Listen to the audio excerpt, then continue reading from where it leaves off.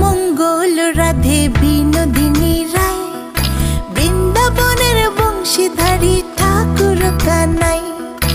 একলা রাতে যমুনাতে জল ভরিতে যায়, পেছন থেকে কৃষ্ণ তখন আরে আরে চায়। জল ভর রাধে ও গোয়ালের ঝি, কলস আমার পূর্ণ করো রাধে বিনোদী।